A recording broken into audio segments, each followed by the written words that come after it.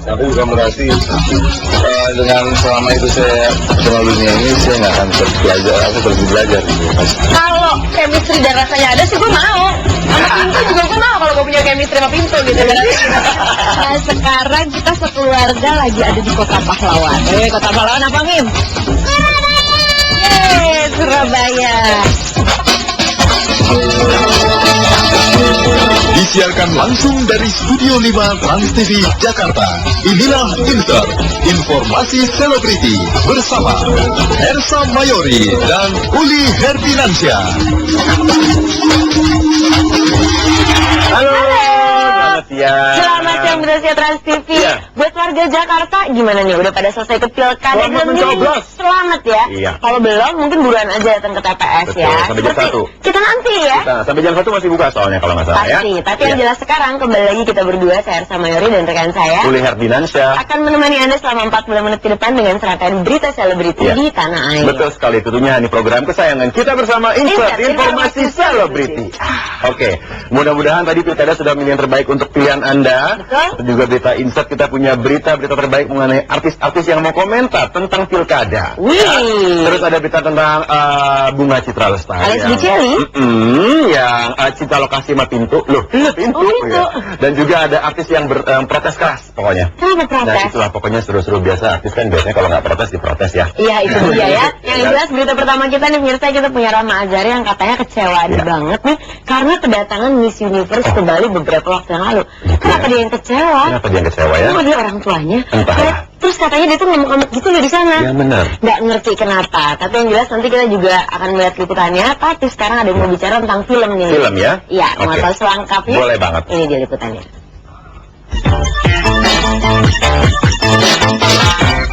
Berlakon sebagai pribadi lain di panggung sandiwara memang sudah menjadi bagian dari kehidupan artis Marsha Timothy dan Gary Iskak. Melalui panggung sandiwara pula, keduanya dikenal di berbagai lapisan masyarakat. Berbagai karakter di sejumlah film layar lebar maupun layar kaca mungkin telah diperankan mereka. Meski belum banyak film yang mereka bintangi dan mencapai kesuksesan seperti artis senior pendahulunya, namun kemampuan akting Marsha atau akrab disapa Caca dan Gary Iskak ini cukup diperhitungkan. Dan seiring berjalannya waktu serta kematangan dalam berakting baik Gary maupun Caca memiliki kisah tersendiri selama terjun di dunia perfilman tanah air. Maksudnya mungkin lebih merasa lebih nyaman ya gitu, maksudnya lebih bisa rileks dan lebih bisa konsentrasi dan fokus gitu dibanding yang pertama kali gitu. Kayak enggak dulu kayaknya lebih banyak gangguannya, kayaknya konsentrasinya gampang hilang gitu. Sekarang ya mendingan. Aku sih memang sejujurnya ternyata aku enjoy sekali ngerjain maksudnya enjoy sekali di dunia acting ini. Aku orangnya nggak pernah punya rencana untuk hidup saya gitu, saya nggak pernah punya target dan ini kan jalannya gitu-gitu aja selama ini gitu ya, kuliah, sekolah gitu. Tapi baru kali ini saya ngerasa I really enjoy what I'm doing gitu, jadi seneng banget rasanya gitu, menemukan sesuatu yang baru aja gitu. Memang ya alhamdulillah ya, untungnya kakak saya dulu maksa saya untuk terjun di entertainment dunia acting ini dari tahun 90-an dan akhirnya sampai sekarang pun saya udah terbiasa gitu loh. Ya dengan dengan ngobrol lama-lama ngobrol terus mungkin udah ketemu enaknya ngobrol gimana baru saya baru ngerasa nyaman gitu loh ya. Baru nyaman. Akhirnya memang bisa gitu kan, observasi, nonton, nanya gitu. Tapi bukan berarti dengan selama itu saya kenal dunia ini saya nggak akan belajar, aku berhenti belajar gitu. Pasti terus mencari dan pasti selalu menemukan kekurangan gitu, nggak mungkin enggak. Pengalaman dan jam terbang mungkin semakin mengasah kemampuan dan percaya diri kedua artis yang membintangi film layar lebar yang bertajuk Merah Itu Cinta ini di dunia hiburan. Dan jika Marsha Timothy merasa percaya diri dengan peran-peran yang selama ini dilakoninya, justru berbeda dengan Gary Iskak. Saya masih minder kok mas. Gak tahu pokoknya orang malu-maluan. Tapi lama-lama jadi malu-maluin lah, itu dia tuh saya bingung. Awalnya pasti saya malu, orangnya malu banget, nggak terlalu pede di depan kamera. Apalagi di acara gini, saya pulang ya. Gotta get paid, I gotta get this money.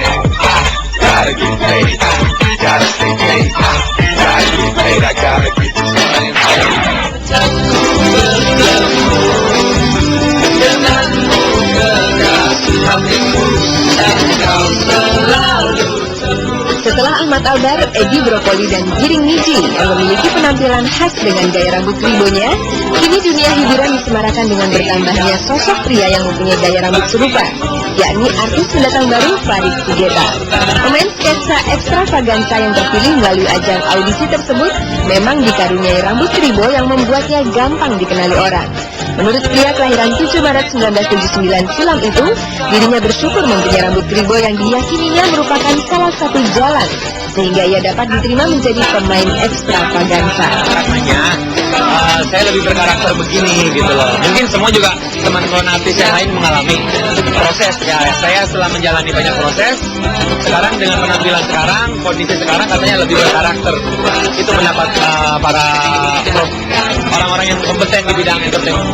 Sebagai salah satu penganut gaya rambut kribo, pria yang sempat mendapat beasiswa kuliah di Jepang itu juga ternyata memiliki idola para selebriti dunia yang berambut kribo.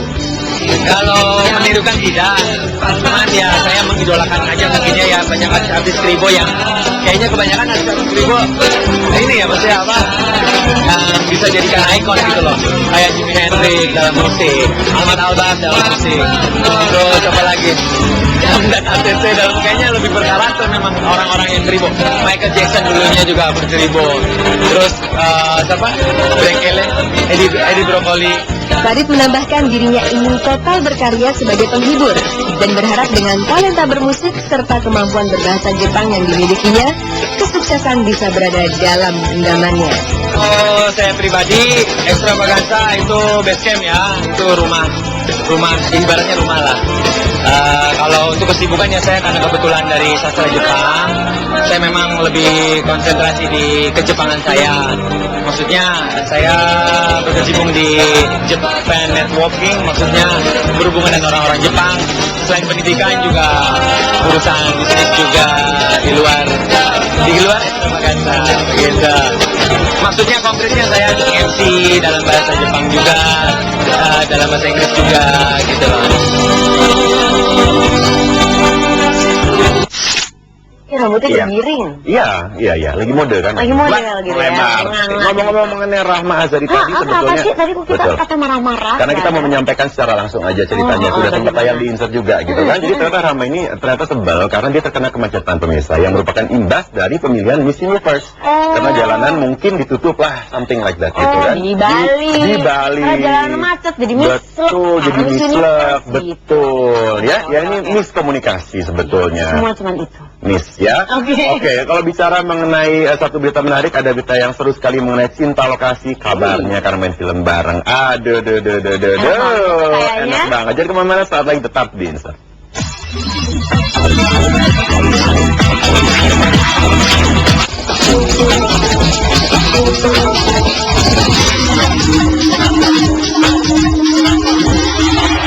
Mirsa ya, saya mau interogasi Uli. Uli, Ya. tahu nggak? Temen main lo di film yang terbaru, alias Bunga Citra Lestari, Iya. katanya ada apa-apa ya sama Ruben. Ayo ngaku. Masa sih? Ayo ngaku. Kayaknya nggak tahu deh. Ayo dong silakan ngaku. Sama gue? Nggak ada apa-apa. Ya nggak ada apa-apa sayangnya kan, Sayangnya, betul. iya. Kalau sama Ruben? Sama Ruben nggak jelas, sama pintu sih ada apa-apa setahu gue. Susah nanya sama dia. Nanti kita akan lihat liputannya aja. Tapi yang jelas pemirsa penasaran dong mau tahu cerita sebenarnya bagaimana. Sebelumnya kita juga punya kabar nih dari siapa? Dari Denada, ya ini dia liputannya. Gitu aja gue.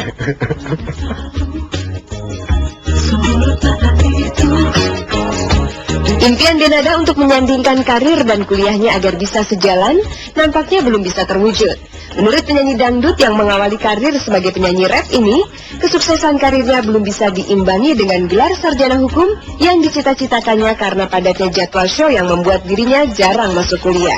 Nah, saking kepengen bela-belainnya untuk kuliah, aku tuh ujian, tapi di hari yang sama aku juga nyanyi. Jadi kebetulan karena ujiannya sore, aku nyanyinya siang. Jadi selesai nyanyi, masih lengkap dengan wig, masih lengkap dengan makeup nyanyi, tapi udah ganti baju sih, aku langsung berangkat ke kampus dan langsung ujian di kampus gitu. Jadi emang udah bela-belain banget gitu. Tapi ya sayangnya nggak bisa tahun ini juga lulusnya, mundur baru bisa tahun depan insya Allah. Oh iya, namanya manusia, aku harus juga mengaku bahwa diri aku hanyalah manusia biasa gitu, yang pada saat